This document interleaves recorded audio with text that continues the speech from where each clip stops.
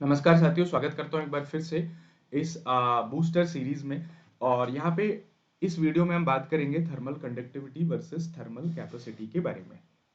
जैसा कि आपको पता है, पीछे हमने लेटेंट हीट के कॉन्सेप्ट को रिवाइज किया। उसके बाद हमने स्पेसिफिक हीट के कॉन्सेप्ट को रिवाइज किया। तो बड़ा कंफ्यूज रहता है बच्चों को लेटेंट हीट, स्पेसिफिक हीट, तो मैंने इनको एक बार बड़े डिटेल में वीडियोस के थ्रू बताया है। अब इस वीडियो में जो हम बात करेंगे वो थर्मल कंडक्टिविटी और थर्मल कैपेसिटी। दोनों सुनने में अलग अलग होते हैं, लेकिन दोनों का मीनिंग क्या होता है, अलग अलग होता है। जैसे सबसे पहले हम बात करते हैं थर्मल कैपेसिटी। तो हमने स्पेसिफिक हीट के बारे में पढ़ा था। स्पेसिफिक हीट किसके बराबर होती है? That is heat required to raise the temperature of one unit mass by 1 degree Celsius. इसी को हम क्या कहते हैं? स्पेसिफिक हीट कहते हैं। लेकिन आप इसको नॉर्मली ऐसे समझ सकते हैं, जैसे मान लीजिएगा आपकी क्लास में 40 बच्चे हैं। एक बच्चे को मैं 10 रुपए देता हूँ उसके चॉकलेट के लिए, किसी भी चीज के लिए। तो 40 बच्चों को मुझे कितना देना पड़ेगा? 400 रुपीज देने पड़ेंगे। तो थर्मल कैपेसिटी का मतलब क्या होता है? Thermal capacity that is delta Q, ये किसके बराबर होता है कि कोई भी बॉडी उसके पूरे मास के लिए कितना स्पेसिफिक हीट आपको देना पड़ रहा है, इसी को हम क्या कहते हैं? थर्मल कैपेसिटी कहते हैं। तो थर्मल कैपेसिटी का मतलब क्या होता है? इसी को हम हीट कैपेसिटी के नाम से भी जानते हैं। यानी कि पूरी बॉडी के लिए कितनी हीट आपको देनी पड़ेगी, this is known as the heat capacity और थर्मल कैपेसिटी। तो यहीं से एनडीए 2019 में क्वेश्चन आया था कि थर्मल कैपेसिटी किस पे डिपेंड करती है। तो आपको पता है कि भाई डेल्टा क्यू किसके बराबर हो जाता है? That is m into s. तो ये किस पे डिपेंड करती है? पहला, ये ऑब्जेक्ट के मास पे डिपेंड करती है। दूसरा, उसके स्पेसिफिक हीट पे। स्पेसिफिक हीट का मतलब क्या होता है? स्पेसिफिक हीट बॉडी का नेचर, यानी कि किस पे डिपेंड करती है? नेचर ऑफ सब्सटेंस पे डिपेंड करती है। यानी कि जैसा नेचर है, क्योंकि आपको पता है हर सब्सटेंस की क्या होती है, अलग अलग स्पेसिफिक हीट होती है। फिर उसके बाद जितना मास होगा उतना ही क्या होगा, उसकी थर्मल कैपेसिटी होगी। ठीक है, बात क्लियर है। अब बात करते हैं भाई यूनिट के बारे में। तो स्पेसिफिक हीट की यूनिट क्या होती थी? That is q upon m delta t. Okay, तो अब क्यू का क्या हो जाता है? दैट इज जूल, मास का किलोग्राम और टेम्परेचर का सेल्सियस। और मैं बात करूं delta, specific heat capacity, sorry thermal capacity की, तो डेल्टा क्यू क्या हो जाएगा आपका? दैट इज मास, मास का किलोग्राम इंटू जूल पर किलोग्राम इंटू सेल्सियस। किलोग्राम से किलोग्राम कैंसिल, यानी कि डेल्टा क्यू की यूनिट क्या हो जाएगी? दैट इज जूल पर सेल्सियस। ठीक है, तो दोनों की यूनिट में भी क्या होता है? डिफरेंस होता है, और दोनों को अलग अलग तरीके से डिफाइन किया जा सकता है। या इसको हम क्या लिख सकते हैं? जूल पर केल्विन भी लिख सकते हैं, क्योंकि temperature can be measured in the Celsius as well as in the kelvin. अब बात आ जाता है थर्मल कंडक्टिविटी के बारे में। थर्मल कंडक्टिविटी, थर्मल का मतलब होता है हीट, और कंडक्टिविटी का मतलब होता है कंडक्शन। ये एक अलग टर्म होता है। इसका मतलब क्या होता है कि कोई भी सॉलिड है या कोई भी ऑब्जेक्ट है, ये कितनी हीट अपने थ्रू कंडक्ट करा सकता है। देखो, दोनों का मीनिंग अलग अलग है। दोनों का मीनिंग अलग अलग है कि वो क्या था? थर्मल कैपेसिटी, कि कितनी हीट चाहिए उसके 1 डिग्री सेल्सियस टेम्परेचर को बढ़ाने के लिए। ये है कि ये कितनी हीट कंडक्ट करा सकता है, इसी को हम क्या बोलते हैं? थर्मल कंडक्टिविटी कहते हैं। यानी कि how it can be defined that the ability of solid to conduct the heat through it, to conduct the heat through it. यानी कि कोई भी सॉलिड अपने थ्रू कितनी हीट को कंडक्ट करा रहा है, इसी को हम क्या कहते हैं? थर्मल कंडक्टिविटी कहते हैं। और हर ऑब्जेक्ट की अपनी अपनी अलग थर्मल कंडक्टिविटी होती है। कॉपर की अलग होती है, सिल्वर की अलग होती है, आयरन की अलग होती है। ठीक है, तो हर किसी की अलग अलग होती है। अब इस थर्मल कंडक्टिविटी को किससे डिनोट किया जाता है? इसको कॉफिशिएंट ऑफ थर्मल कंडक्टिविटी से निकाला जाता है। Coefficient of thermal conductivity which is denoted by के। तो के किसके बराबर होता है, इसको हमें समझना है। कई बार इसकी यूनिट आपको पूछ लेता है एनडीए के एग्जामिनेशन में, और स्पेशली एयरफोर्स के लिए यदि आप प्रिपेयर कर रहे हैं तो आप स्पेशली ध्यान रखेंगे, क्योंकि ये पूछ लिया जाता है। तो थर्मल कंडक्टिविटी को कैसे डिफाइन किया जाता है? It is defined as the rate of flow of heat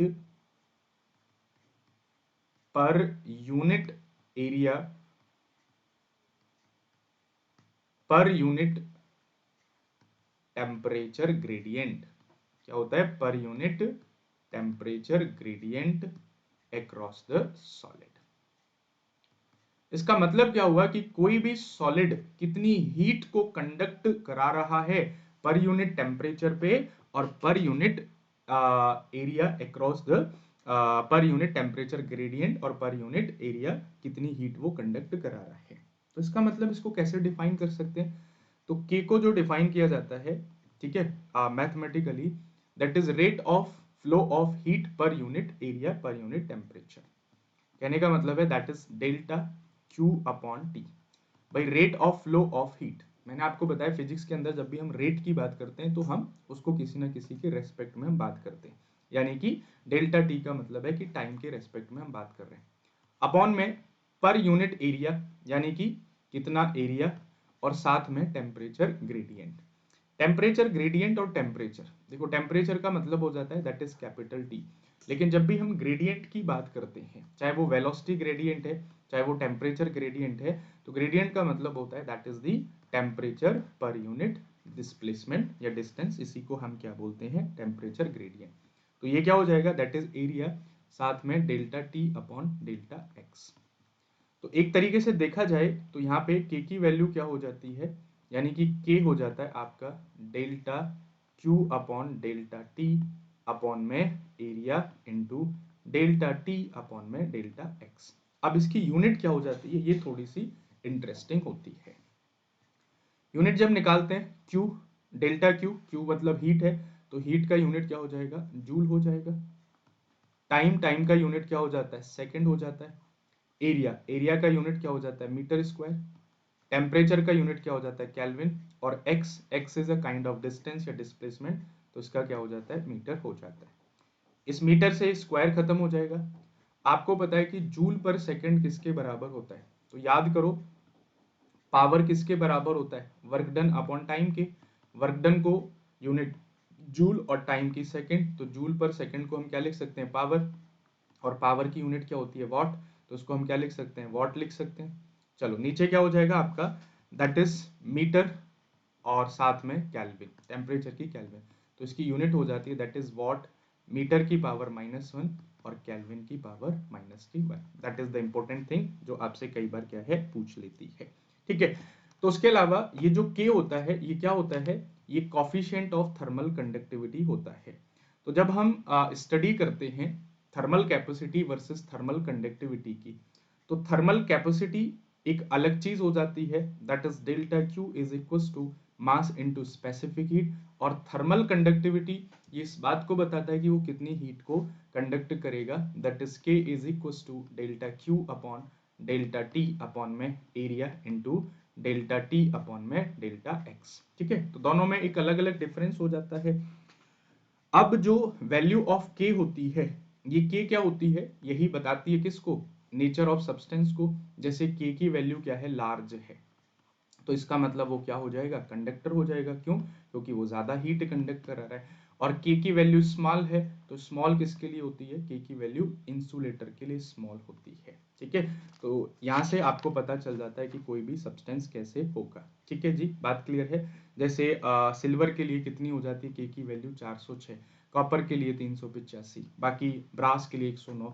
तो ये क्या होती है? डिफरेंट डिफरेंट होती है। तो आई होप गाइस कि आप इनको बीच का जो डिफरेंस है वो आपको समझ में आया होगा। कोई भी डाउट है तो कमेंट करके बता सकते हैं, कोई भी प्रॉब्लम है तो। साथ में ध्यान रखिएगा ये आपका प्रैक्टिस बैच है, साथ में ये आपको एनडीए मॉक टेस्ट सीरीज है जो 4 बजे है आज ही के दिन, आप इसको फॉलो कर सकते हैं। एंड इसके अलावा अनअकैडमी पे स्पेशल क्लासेस पे आपकी जो रगड़ा प्रैक्टिस है वो चल रही है, और वेरी सुन हम केमिस्ट्री के लिए भी क्या इसको स्टार्ट करेंगे, ओके, 1 तारीख से, तो इसको आप फॉलो कर सकते हैं। लास्ट में मैंने थर्मल रेडिएशन के बारे में भी बताया है, तो इंडिविजुअली आप उसको भी क्या है देख सकते हैं। चलिए, थैंक यू वेरी मच, मिलते हैं फिर नेक्स्ट वीडियो में एक अनदर इंटरेस्टिंग टॉपिक के साथ। यदि आपको भी कोई प्रॉब्लम है किसी टॉपिक को समझने में तो घबराइए मत, ये मत सोचना कि सर मेरे अकेले के लिए वीडियो बनाएंगे या नहीं बनाएंगे, इफ एक बच्चे को भी प्रॉब्लम है तो वीडियो उसके लिए भी जाएगी, और जब बात सबकी होगी तो सबके लिए तो जानी ही जानी। ठीक है, तो कमेंट करें, कमेंट करके बताएं यदि आपको कोई टॉपिक समझ में नहीं आया है तो उसको भी मैं इसी तरीके से एक्सप्लेन कर देता हूँ। ठीक है, थैंक यू वेरी मच, मिलते हैं नेक्स्ट वीडियो में। जय हिंद।